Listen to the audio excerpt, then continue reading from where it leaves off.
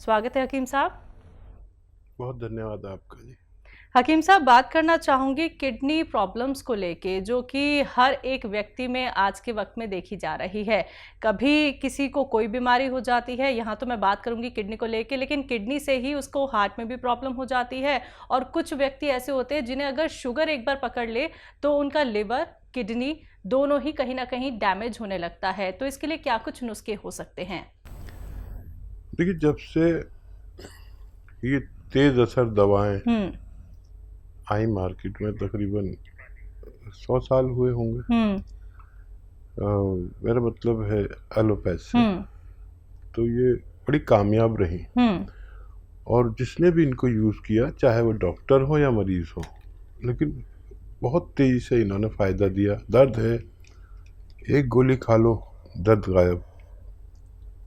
और दूसरी बीमारियों में भी एंटीबायोटिक और दूसरी बीमारियों में बड़ा अच्छा काम किया। लोग बड़े इम्प्रेस हुए और हम भी इम्प्रेस हैं, लेकिन हम एक हद तक इससे इम्प्रेस हैं।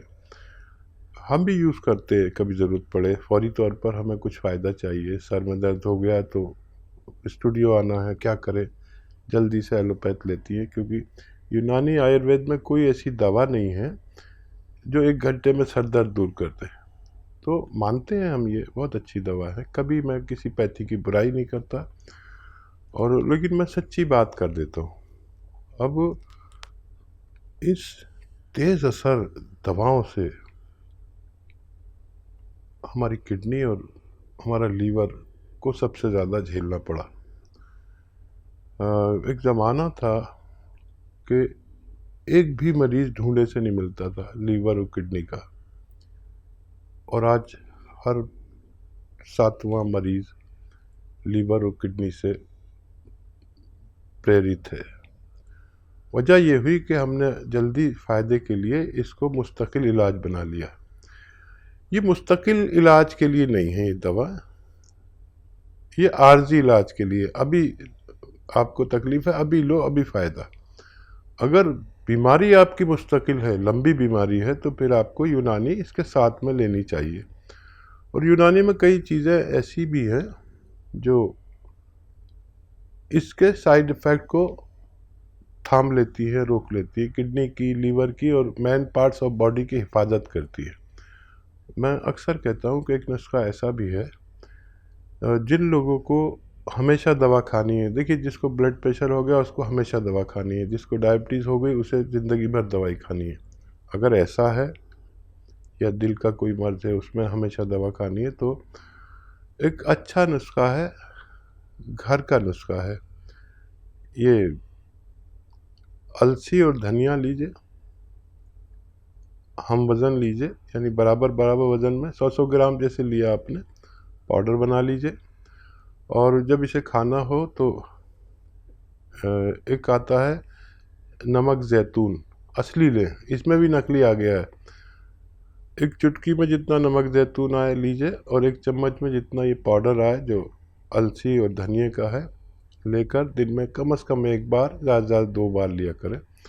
इससे हमारे आज़ाए रईसा, जो मेन पार्ट्स ऑफ बॉडी है, ख़ास तौर पर किडनी, लीवर, पेट, एसिडिटी, कब्ज़, बवासीर और स्किन प्रॉब्लम, बहुत सारे रोगों की ये अकेली दवा है। ये ज़रूर खा लिया करें आप, अगर सेहतमंद रहना चाहते हैं। छत्तीसगढ़ से सांभवी, स्वागत है आपका। हेलो। नमस्ते मैम। नमस्कार। नमस्ते सर। सर मेरा 2 क्वेश्चन है। एक पापा के लिए है। पापा का हमेशा पैर जलता है, पैर का तलवा ठंडी को छोड़ के हर मौसम में हमेशा ऐसे जलता है, तो उससे वो परेशान रहते हैं। और दूसरा ये कि मेरी नानी को डायबिटीज है, तो उनका शुगर लेवल हमेशा ऊपर नीचे होते रहते हैं, तो मैं उसमें क्या करना होगा? आप उम्र बता दीजिए दोनों की। पापा की उम्र है 50 और नानी की उम्र, नानी की पता नहीं है मेरे को, लेकिन 60 प्लस होगी। ठीक है। 62 है, ऐसी होंगे जी। हाँ, पापा की 60 है तो नानी की 50 प्लस नहीं हो सकती, 60 प्लस होगी, 70 प्लस होगी, क्योंकि पापा ही 50 साल के हैं। तो आप समझ लीजिए कि मैं क्या कहना चाह रहा हूँ। बहरहाल कोई बात नहीं, मुझे अंदाज़ा हो गया। अच्छा देखिए, जिनको भी डायबिटीज़ का मर्ज़ है तो वो अपना बहुत ख्याल रखा करें, डॉक्टर की दवाएं भी खाएं और धीरे धीरे वो कम होने चाहिए। लेकिन डायबिटीज़ की मुकम्मल इलाज नहीं है, पूरा इलाज नहीं है। दवा खाते रहो, कंट्रोल करते रहो, सेहतमंद रहो। अगर डायबिटीज़ का ये है कि जब शुरू हो जाती है तो फिर जो दवा खाते हैं फिर उससे भी कंट्रोल नहीं होती तो डॉक्टर उसकी पोटेंसी और बढ़ा देता है। फिर कंट्रोल नहीं है तो कितना बढ़ाएगा, फिर इंजेक्शन की नौबत आ जाती है। तो ये प्रॉब्लम ना हो इसके लिए हम अक्सर सिरका बताते हैं, कलौंजी का सिरका या जैतून का सिरका, असली वाला, केमिकल वाला नहीं लेना। तो 2-2 चम्मच 2 बार पिलाने से फिर उनको बहुत फ़ायदा रहता है। एक तो ये कि डायबिटीज़ की दवाओं के भी नुकसानात अलहदा से होते हैं और डायबिटीज़ के नुकसानात अलहदा से होते हैं, तो ये सिरके उसको रोकते हैं, दवाओं के नुकसानात को और डायबिटीज़ के नुकसानात को। और मज़ीद कोलेस्ट्रॉल और दिल का बड़ा ख्याल रखता है ये सिरके, तो उन्हें 2-2 चम्मच दे सकते हैं। और आपके डैडी का जो प्रॉब्लम है वो काफ़ी दिन लगेंगे। एक तो ये कि वो ऐसे सीधे खड़े हो जाएं, बिल्कुल सीधे, और अपने पैर ऐसे जोड़ मिला लें और घुटने भी ऐसे, और बगैर घुटने मोड़े अपने पैर छुआ करें दिन में कम से कम 5 बार। ये अमल इससे ज़्यादा भी कर सकते हैं, लेकिन 5 बार ज़रूर अपने पैर छूने की कोशिश किया करें बगैर घुटने मोड़े, तो इससे भी ठीक हो सकते हैं वो। और अगर किसी भी सूरत में ना हो तो ये तो करना ही है। और गोंद स्याह का मैं अक्सर जिक्र करता हूँ, अगर आप जुड़ी हुई हैं पहले से, एक काला गोंद जिसे हम गोंद स्याह कहते हैं, काला गोंद भी कहते हैं। असली मिलना बड़ा मुश्किल हो गया इसका। असली हासिल करने की जिम्मेदारी आपकी। आधा आधा ग्राम रोज़ाना सुबह नाश्ते के बाद और रात को खाने के बाद दीजिए। आपके पिताजी को टाइम थोड़ा ज़्यादा लगेगा औरों से, लेकिन फ़ायदा होना मुमकिन है। जी, यूपी से हैं बीना जी, स्वागत है आपका। अस्सलाम वालेकुम। वालेकुम अस्सलाम। वालेकुम। मैम मेरे 3-4 सवाल हैं। पूछिए मैम। एक तो मैंने ये मोरिंगा का गोंद और गोंसिया ये ले रही हूँ। ठीक है। और जी मैं हस्बैंड के लिए एक जैतून का सिरप का, वैसे तो डायबिटीज हमें भी नहीं है, शुगर ना हस्बैंड को है, तो सही रहने के लिए ये जैतून का सिरका हस्बैंड को मैं भी ले सकती हूँ, हस्बैंड को भी दे सकती हूँ क्या? और दूसरा सवाल ये है कि बेटा जो माजून आर्केरा ले लिया था उसे 4 महीने हो गए। 4 महीने में उनने कल परसों पंखा चला लिया, नोएडा में रह रहा है, और पंखा चलने के बाद फिर उसके वो एलर्जी थी उसे और जी दमा था, तो उसे पसली चल गई कल उसकी बेटे की। तो उनने फिर पंप लिया तो उसे ठीक हो गया वो। उसके लिए मुझे पूछना था। और ये और हस्बैंड के लिए ये पूछ रही थी, 52 साल के हस्बैंड, तो उन्हें ये चर्बी वाली चीज तो मना करते हैं डॉक्टर साहब आप, तो ऐसी चीज क्या कि दूध दही वगैरह ये नहीं लेवे, तो ऐसी चीज क्या दे सके जो वो सेहतमंद रह सकते? ठीक है। तो इत्तेफाक से कुछ हो गया, ये बुखार हो गया, पसली चलने में नमूनिया का शक होता है। जिसकी भी पसली चलती है, नमूनिया का शक है, उनको चाहे तो टेस्ट भी करा लें। नहीं तो ऐसे पंखा चलने में ऐसा नहीं होता। अब उनका इलाज भी पूरा होने वाला है, उनमें क़ुव्वत मुदाफ़ियत यानी रोग प्रतिरोधक क्षमता भी काफ़ी आ गई होगी, लेकिन पूरा इलाज करें। अच्छा देखिए, ये 2 किस्म की चर्बी होती है। एक तो जिस्म में चर्बी नज़र आती है, एक खून में चर्बी होती है। तो खून में चर्बी के लिए अगर वो जैतून का सिरका ले रहे हैं वो या आप, तो फिर आप तेल वेल भी इस्तेमाल कर सकते हैं, गोश्त भी खा सकते हैं, ऑयली चीज़ भी खा सकते हैं, कम से कम खाएं। और जब भी खाएं ऐसी चीज़ें तो उसमें अदरक और लहसुन की तादाद इतनी डालें ताकि वो चर्बी उनको कोई नुकसान दिए बगैर जिस्म से खारिज हो जाए। और क्या सवाल था? जैतून का सिरका ये और इनके हस्बैंड इस्तेमाल कर सकते हैं? हाँ बिल्कुल ले सकते हैं। अगर आप ये ले रहे हैं तो बहुत अच्छा कर रहे हैं। डायबिटीज़ आपके आसपास नहीं फटक सकती, दोनों के चर्बी नहीं फटक सकती, कोलेस्ट्रॉल, ब्लड प्रेशर और बहुत सी बीमारियां जैसे फालिज बहुत ज़्यादा होने लगा, हार्ट ब्लॉकेज बहुत ज़्यादा होने लगे, ये चीज़ लेने वाले को इन सब से सुरक्षा प्रदान हो जाती है कि ये सुरक्षा कवच है। जिनको है वो भी ले और जिनको नहीं है वो एक बार ले, जिनको है वो 2 बार ले, तो अपनी बीमारी से सुरक्षित रह सकते हैं। लखनऊ से है राजकुमार तिवारी जी, स्वागत है आपका। नमस्ते वकील साहब जी। जय हिंद, आदाब, स्वागत है आपका। बताइए क्या क्वेश्चन है? 3 क्वेश्चन है मेरे। जी। एक तो नंबर 1, हमारा जो पैर का दर्द है वो ठीक हो गया है लगभग। अरे बहुत बहुत मुबारक, बहुत सलामत आपको। आपको भी साहब, आपकी दया से सब ठीक हो गया। क्या लिया था आपको? पूरा इंडिया बल्कि पूरी दुनिया सुन रही है, बताइए क्या लिया था, कैसा था, कितने दिन खाया? वो काला खून जो आपने कहा था वही लिया था, तो हमको आधे से ज्यादा फायदा है उससे। वाह वाह भाई, कहाँ से लिया था? आप ही के वहां से लिया था। ठीक है ठीक है, देखिए आपकी बात पूरी दुनिया सुन रही है। और क्या सवाल है? और एक सवाल है, मेरी पोती का सिर जो है उसमें पानी है। दिल में? सिर में पानी है, तो वो डॉक्टरों ने कहा ऑपरेशन होगा। अच्छा, उसको परेशानी क्या है इससे? वो सिर में पानी की वजह से, मतलब अभी पैदा हुई थी, 5 महीने की है, बहुत बड़ा सिर हो रहा है। सिर में? सिर में? हाँ, सिर में।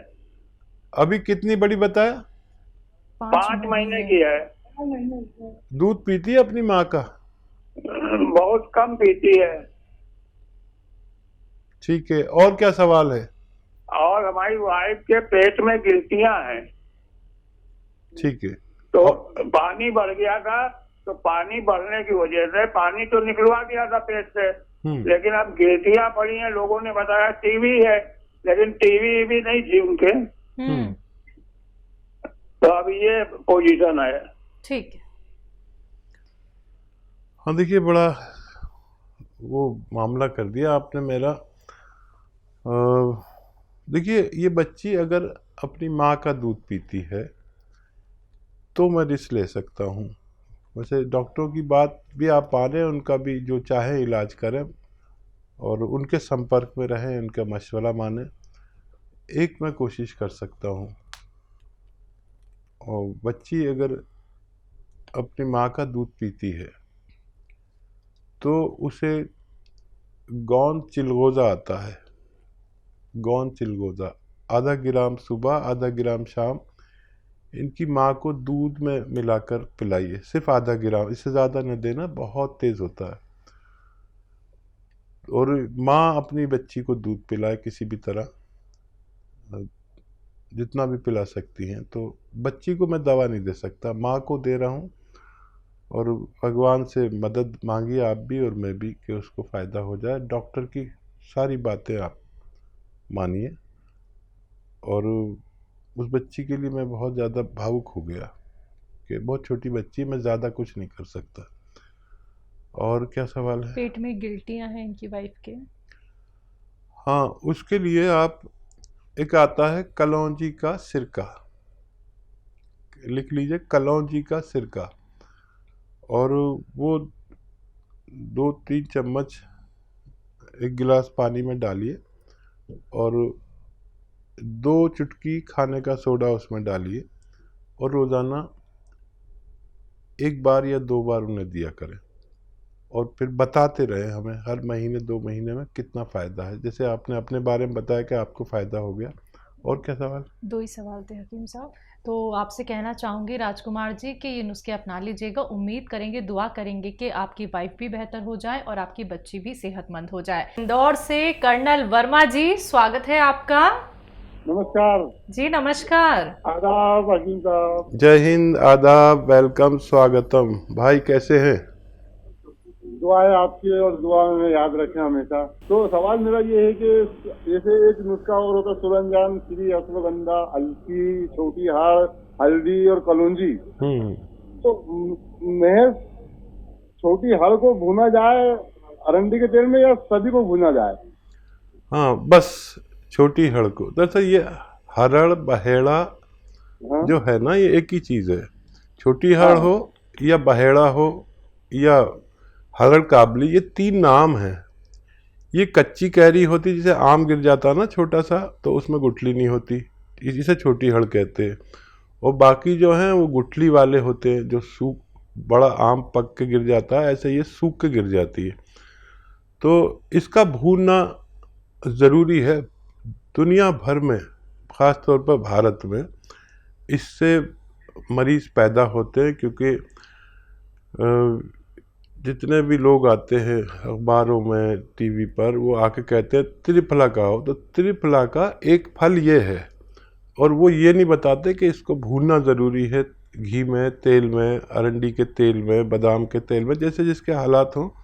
तो सिर्फ इसको भूनना चाहिए, और सिर्फ यही काम करती है, जो पेट साफ करने का काम यही करती है। आपने देखा है वो गाड़ियों पे, साइकिलों में लोग कहते हैं पेट सफ़ा, ये ले लो, वो ले लो, और गाँवों में बहुत पैंट में लगते हैं। और मैं सोचता हूँ ये हमारे लिए मरीज़ तैयार कर रहे हैं।